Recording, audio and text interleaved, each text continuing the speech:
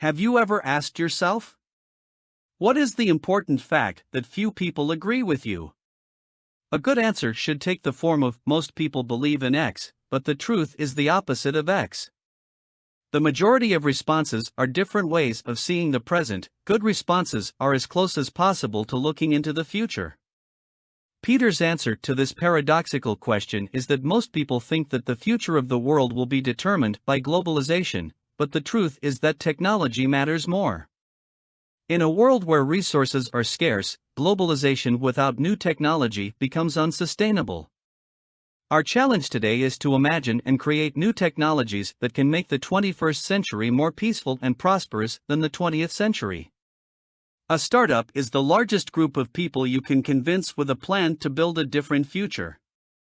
The most important strength in any new company is fresh thinking. Even more important than agility, small size makes room for thinking. Startups work on the principle that you need to work with other people to get things done, but you also have to stay small enough that you really can. Mistaken reactions to past mistakes. Dot-com mania was intense but short. 18 months of insanity from September 1998 to March 2000. It was a Silicon Valley gold rush. When it collapsed, everyone learned to treat the future as fundamentally indefinite, and to dismiss anyone with plans big enough to be measured in years instead of quarters. Globalization replaced technology as the hope for the future.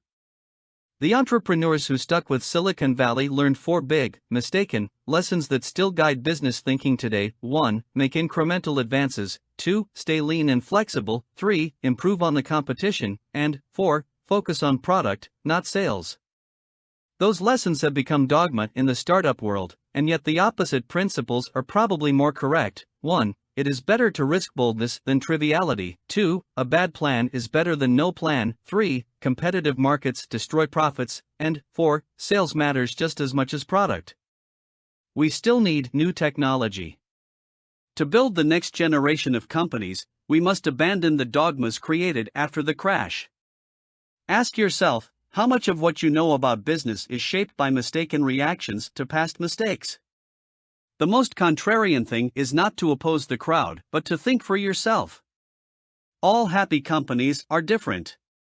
The business version of the contrarian question is, what valuable company is nobody building? This question is difficult, because a company can create a lot of value without becoming very valuable itself. The airlines compete with each other and make no money. Google stands alone and is worth 3 times more than every US airline combined. The lesson for entrepreneurs is clear: if you want to create and capture lasting value, don't build an undifferentiated commodity business. Monopoly businesses can afford to think about things other than making money, non-monopolists can't. This is not about illegal bullies or government favorites. Here, monopoly means the kind of company that's so good at what it does that no other firm can offer a close substitute. How much of the world is actually monopolistic? How much is truly competitive? It's hard to say, because both monopolists and competitors are incentivized to bend the truth. Monopolists work to hide their monopoly status, and non-monopolists exaggerate their uniqueness. All happy companies are different, each one earns a monopoly by solving a unique problem. All failed companies are the same, they failed to escape competition. Uncovering secrets. Every one of today's most famous and familiar ideas was once an unknown and unsuspected secret. Every correct answer to the question, what valuable company is nobody building, is necessarily a secret.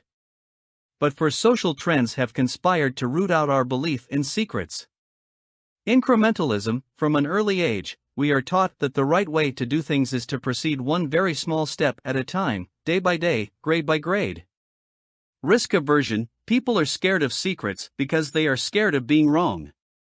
By definition, a secret hasn't been vetted by the mainstream. Complacency. Social elites have the most freedom and ability to explore new thinking, but they seem to believe in secrets the least. Flatness. As globalization advances, people perceive the world as one highly competitive marketplace. Anyone who might have the ambition to look for a secret will first ask, if it were possible to discover something new, wouldn't someone have found it already? If you think something is impossible, you'll never even start trying to achieve it. But if insights that look so elementary in retrospect can support important and valuable businesses, there must remain many great companies still to start. Belief in the existence of such secrets is an effective truth. You're not a lottery ticket. The most contentious question in business is whether success comes from luck or skill. Historically, luck has been something to be mastered, dominated, and controlled. Everyone agreed that you should do what you can, and not focus on what you can't. When we debate historical questions like these, luck is in the past tense. Far more important are questions about the future. You can expect the future to take a definite form or an indefinite one. And you can expect the future to be better or worse than the present. Together, these possibilities yield four views: definite pessimism, definite optimism, indefinite pessimism, and indefinite optimism. Definite pessimism works by building what can be copied without expecting anything new. Definite optimism works when you build the future you envision. Indefinite pessimism works because it's self-fulfilling. If you're a slacker with low expectations, they'll probably be met. But indefinite optimism seems inherently unsustainable. How can the future get better if no one plans for it? The baby boomer generation produced many indefinite optimists so used to effortless technological progress that they feel entitled to it. We have to find our way back to a future of definite optimism, and the Western world needs nothing short of a cultural revolution to accomplish it. We cannot take for granted that the future will be better. We need to work to create it today. So, thank you for watching, and don't forget subscribe in the channel. And write me in the comments which book you want me to talk about in the next video.